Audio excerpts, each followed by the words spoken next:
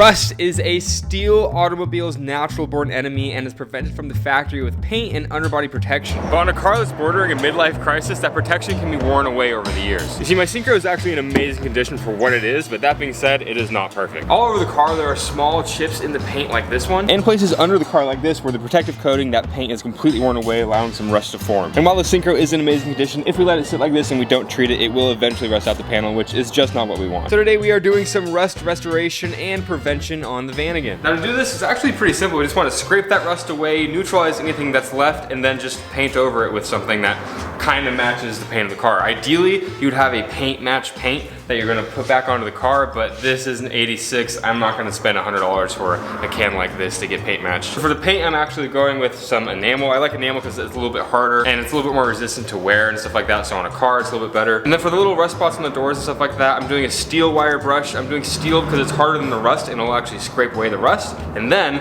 I have a rust resolver. This is Loctite. It's like rust putty, rust jelly is what they call it. After I knock all the surface stuff loose with this, I will then put this on, rub it on, then let it neutralize all that rust and make sure that doesn't spread once we put our paint over it. And that's kind of how this process goes. Get all the gross stuff that's been, you know, eaten away at it off, neutralize it with something like this, get all that off again, and then paint over it and seal it in, make sure it's good to go for years and years to come, or you know, whatever ends up happening. There's actually a good amount of rust that goes along each side, so for that I'm going to be using a wire wheel on a power drill. So let's start making this van absolutely perfect for the interior and all the rest of the stuff I'm going to do to it, so we have a nice strong base that's not going to rust away. Not going to rust away. Might get damaged off-roading or who knows what else, fingers crossed. Not going to rust though, hopefully not. We'll see, I don't know. I kind of barely know what I'm doing.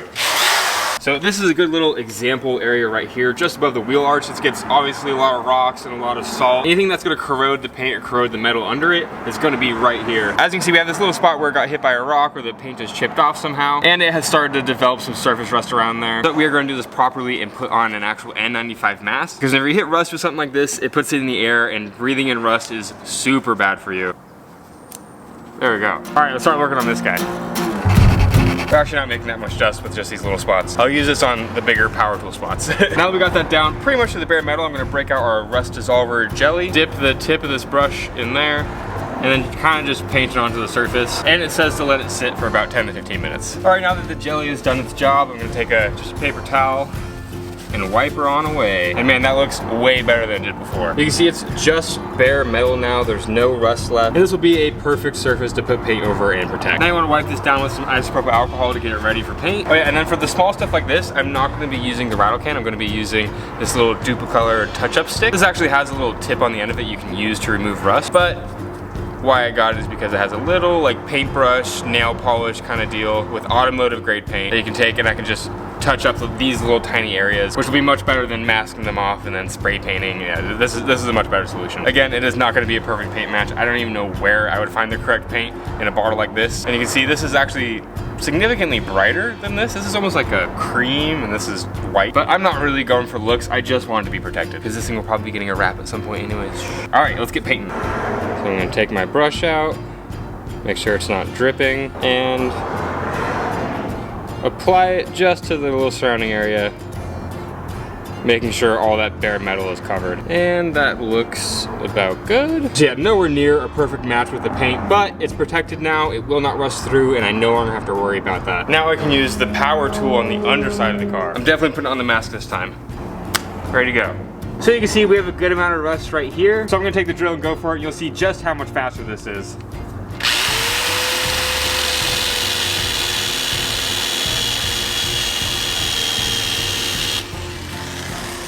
And in just about 20 seconds, that entire area is cleared and ready for the next step. So much faster with the drill. I also feel comfortable using this on this portion of the car because this is not going to be seen. This is under the car. So really my focus is just getting it completely bare and painting back over and protecting it. All right, let's do the rest.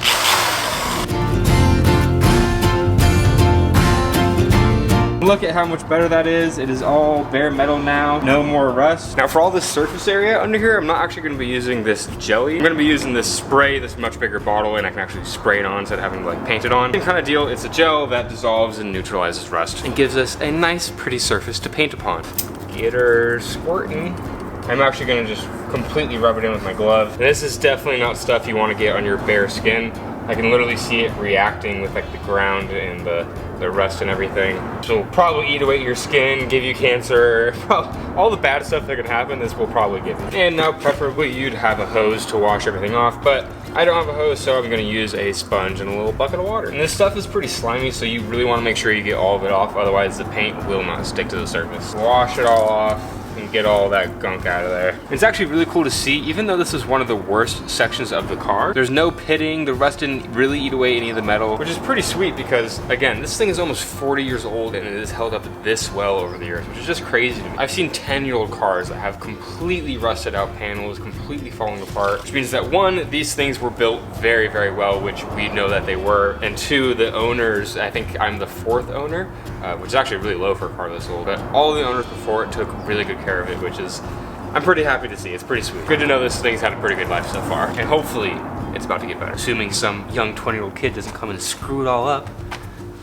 Now it's time to do some masking. Of course, we only want to paint the area that has bare metal, so we're going to be using some classic Scotch blue masking tape and masking off, cutting off the area that we want to paint.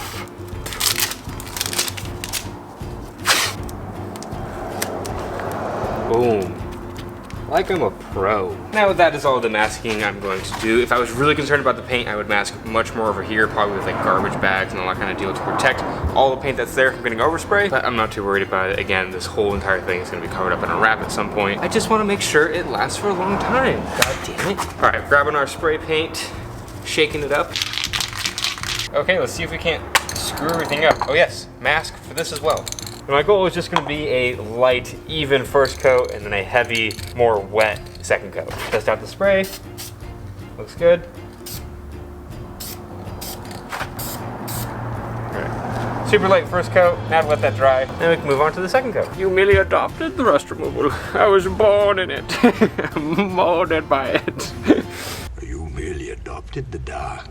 All right, now that first coat is dry, we're gonna do a second coat and lay it on thick. The second coat will bond really well to that first coat, and since it's wet, it'll actually self-level, giving you the smoothest surface finish possible for spray paint. Now we can peel our masking tape all the way off.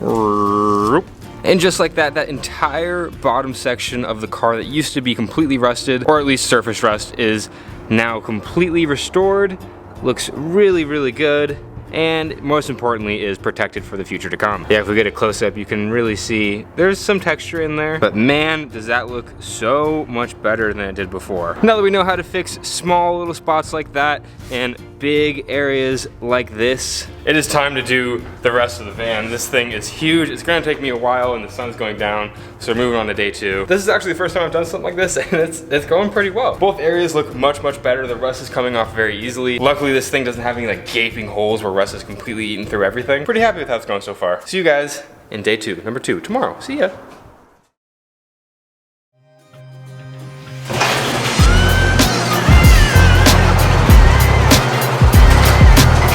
Alright, so while I don't really care how much the touch-up paint matches the actual paint of the car, I did see a touch-up paint bottle at the auto parts store that might be better, so if I can, I might as well get one that matches better, because we're trying to do this properly. The title of this video, how to, rust restoration properly. We're doing it good. Now, I don't think I've mentioned this yet, but I bought a motorcycle. This is my new 2023 Honda Grom, and man, is this thing fun. I have wanted a motorcycle for the longest time, and whenever I knew I was going to be working on the van and how annoying that thing is to drive around small towns, like little trips, it was the perfect time to get one of these, and I can actually throw it on the back of the van, which is going to be sick. Having the van on long trips and the motorcycle on the back, oh my god, I cannot wait. But yeah, just basically stock Honda Grom. I did an exhaust and the fender eliminator kit. There was all this crap back here, and then that's basically how it's going to stay for now. I've already put almost 400 miles on it within less than a month, so definitely getting some good use out of it. Start on up.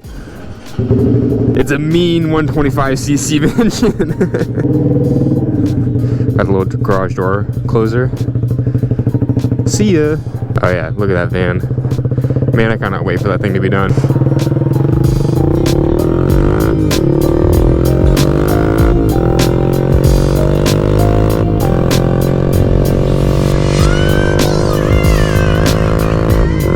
What are you doing on the side of the road?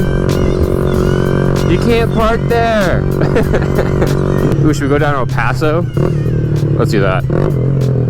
El Paso's like the, what is it, Rodeo in LA. It's like where all the really nice cars. It might be too early, but usually there's a bunch of really nice cars on the street. I think I said it, but this is actually my first motorcycle, so I'm still learning the clutch and everything, but I've been driving manual literally since my first car, so I picked it up pretty fast. And downshifting everything. It was a little tricky at first, but I'm getting it. Yeah, it doesn't really seem like El Paso is popping yet. I'm gonna be a good motorcycle rider. Leave it first. Foot on the rear brake, left foot down. Check my rearview mirror, no one's coming behind me. Boom.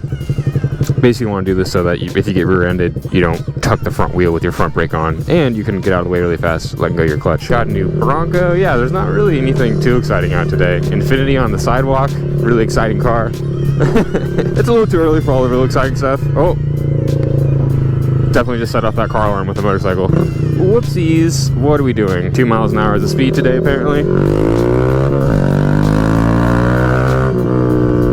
For 125, this Vance & Hines exhaust is absolutely insane. I set off car alarms like almost every single time I go riding. But yeah, it's kind of hilarious. So the whole layout of this area, there's always cars along the street, and the van will set off the car alarms all the time, and now the bike sets off car alarms all the time. Like pretty much every single time I go out, anywhere I do anything, I set off a car alarm. And it's funny, a big reason I stayed away from motorcycles for the longest time is because I was worried about the safety of them. But I was riding go-peds and electric bikes and all that kind of stuff. If you look at the stats, motorcycles are actually the most safe option out of all of those, which I find hilarious. Per like 1,000 people, you're more likely to die on an electric bike than you are on a motorcycle.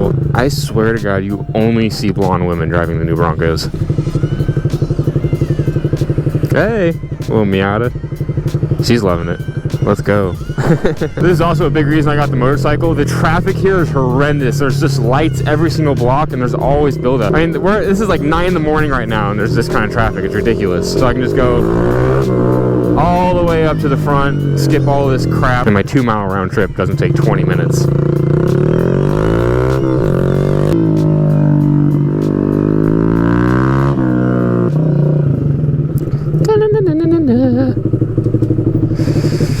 Oh, that was second gear. This thing is hard to put in neutral sometimes.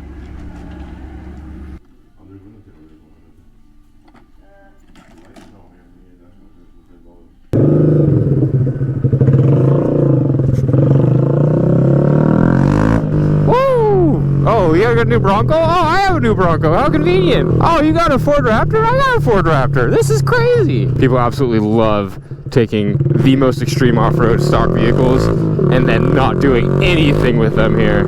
Uh-oh. Uh-oh. Oh, God. Oh, God. Oh, God. Traffic stops so hard. The problem with drivers here as well is that they're all senior citizens, so they do not know how to drive. Watch. Onto this lady being super old or very high. Oh, there you go. I don't even think she could see over the steering wheel. That was ridiculous. And we are back home. Oh, God. New motorcycle rider. Oh, God. Okay. Didn't put a foot down. All right.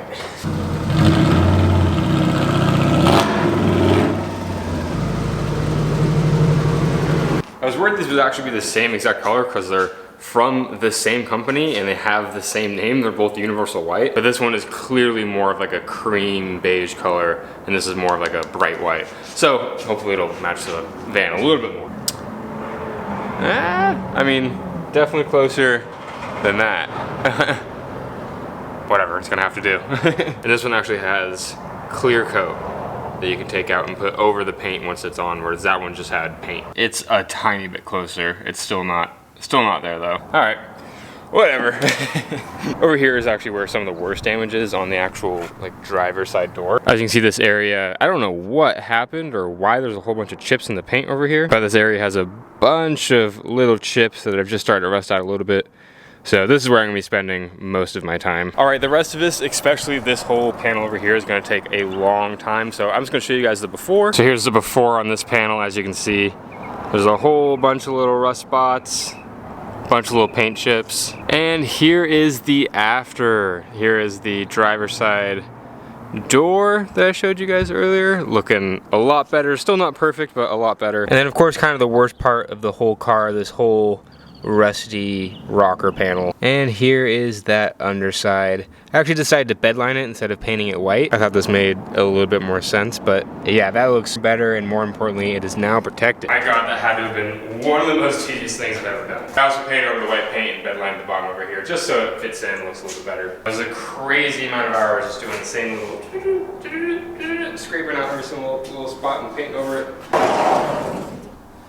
Now is the actual exciting part. Now the interior has been paint protected and rust protected and then bed lined over, and now the exterior has been paint protected, rust protected, blah blah blah. It is all ready to finally start building in, and will hopefully be a very fun adventure mobile, venture van, whatever the heck you're gonna call it. Yeah, I'm quite ready to tear this couch out and all these wall panels out for the last time, put an actual interior in this thing, and get on the road. So yeah, next episode, start the actual build.